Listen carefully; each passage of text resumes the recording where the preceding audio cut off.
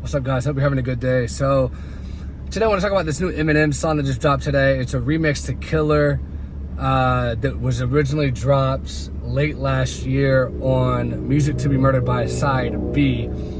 And to be honest with you guys, when I saw it was a remix, I couldn't even remember the original song. That's how forgettable it was. And it's such a shame too, because Music to Be Murdered by, the original that came out in the beginning of 2020, that had Godzilla with Juice WRLD and all that stuff on it, I thought it was really good. I thought it was one of Eminem's better albums in a long time. I really enjoyed it. Stepdad was a great song. And I could go on and on and on listing my favorite songs, but I really liked that album. But when he put Side B out, I'm just like, this is garbage. Like, don't get me wrong, Nat was good, and there was maybe like one or two other songs on there, but to me, Music to Be Murdered by Side B is the worst album of his career, outside of maybe Encore or it's so bad I always forget the name of the album that came out in 2017. It's like my mind has just said, Chase, just forget all about that. That album's so terrible, you just gotta forget it ever existed. But you guys know the one I'm talking about, the one that everyone universally hated. So that one, Encore, and Side B to Music to Be Murdered by are his three worst. I don't know what he was thinking with that whole Side B thing or where his head was at, but it was terrible. Now he comes out and drops a song with two pretty mediocre rappers. For one, Cordae, I can't stand the guy. He's one of the biggest clout chasers in the industry. And I think the only reason Eminem did the song with him is because he has some affiliation with Dr. Dre. So I think he was trying to do him a favor. As far as Jack Harlow goes, I've done 2 videos so far on Jack Harlow. Go back and watch those. Actually 3 now. Go back and watch those if you want. Jack Harlow is just such a soft, nerdy guy. I just really don't relate to his persona. And I really don't think he's that great of a rapper, if I'm being 100% honest with you guys. Yes, I like a couple of his songs, but he comes off so fake to me. And the whole J.W. Lucas thing with the production of What's Poppin' and all that stuff really turned me off to him and just showed me that he's kind of a snake. So like I said, I did a video titled Jack Harlow is the biggest snake in the industry or something along those lines. You can go watch that if you want. I'm not the biggest Jack Harlow fan. Now, I'm not going to automatically hate the guy. If he has a fire verse or a fire song, I'll say, hey, this is fire. Like when What's Poppin' came out, I really liked it. But overall, the guy is super, super corny. So it kind of makes sense he's doing a song with Eminem, because Eminem tends to be very corny nowadays as well. I'm still a huge Eminem fan, though. I can't ever just lose my Eminem fandom. You know what I mean? Like, I'll always be an Eminem fan. Slim Shady LP and Marshall Mathers LP, Eminem Show. There's just so many classic albums he has. Relapse, I love Relapse. A lot of people hate on that when it came out. I loved it. And a lot of people hate Recovery. I love Recovery. I love a lot of his albums. But when he misses hard. And his ear for talent, I've got to say, is pretty lackluster. I don't know what happened to Shady Records. Like, don't get me wrong. He's had some hits. And when I say hits, I mean not top singles. I mean, he's had some hits and he's had some misses with his signings. 50 Cent, huge hit. Made millions and millions of dollars. Obie Trice, I still call it a big hit because I'm actually a big Obie Trice fan. I really like Obie Trice. Cheers is an absolute classic to me. Lady is one of my favorite rap songs of all time with Eminem featured in it. That's a classic. I really like Obie Trice. Even though he didn't have the success rate he had, I still call that a hit because he did go platinum with Cheers. So 2 hits. And then D12, you got to give that a hit as well. Even though D12 largely piggybacked off the success of Eminem because he was in the group, I still like D12 a lot. They were definitely a hit. They went double platinum with their first album, and I think double platinum or platinum with their second album. So they were a hit as well. So he's had hits, but then he's had some huge misses. Stat Quo, bombed, never even released an album on the label. Cassius, bombed, never released an album on the label. Bobby Creekwater, bombed, never released an album on the label. Now he's got Conway, the Machine, who still hasn't even dropped his debut album. Will it ever come out? We don't know. And I know Conway's got a lot of fans and whatever, but his sales are not that great, and I don't think that's going to change on his Shady Records debut, if it ever releases. West Side Gun, bomb, didn't even hit the top 200. The Griselda label compilation, bomb, didn't even hit the top 200. Who else did he have on there that did terribly recently?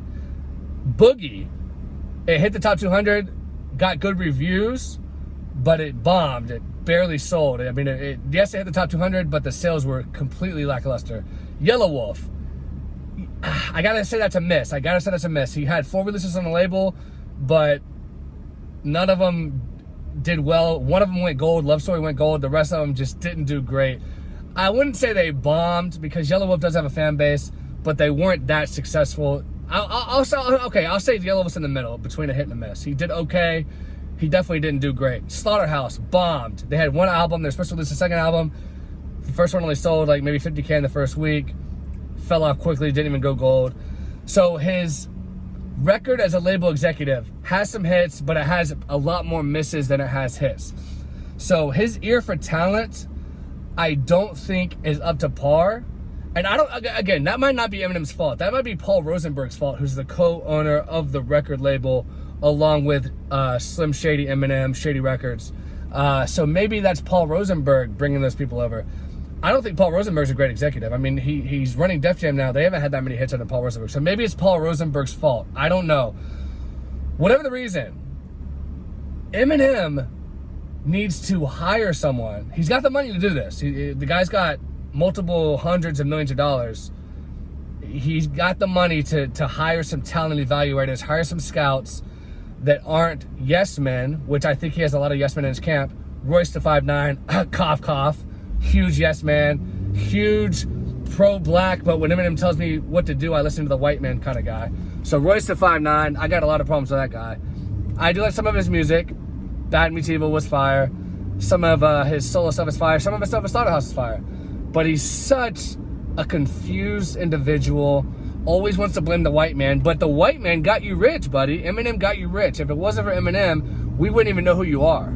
If he wouldn't have put you on that Bad Meets Evil song on Slim Shady LP, like, think about it this way. Whenever him and Eminem had the falling out in the early 2000s, Royce da 5'9" couldn't even hit the top 200. The only reason he started coming back is when he started getting with Slaughterhouse a little bit, and then Eminem put him back in his good graces, and then he had the hit with Bad Meets Evil. So you have a lot to thank the white man for, Royce da 5'9". You need to learn to be appreciative of what the white man has allowed you to accomplish, and always hate on white people. So got a lot of problems with Royce da 5'9".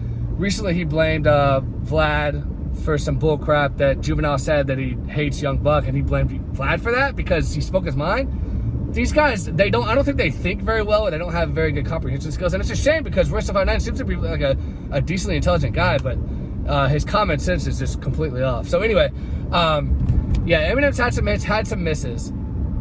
I think he could have got some way better up-and-coming rappers if he wanted to highlight 2 rappers to be on the Killer remix. But again, it's a forgettable song anyway, and I don't even know why he decided to do a remix of it in the first place. But yeah, very underwhelming song, very corny song, not a good song, not a song that I would listen to again. I listened to it one time, didn't like it.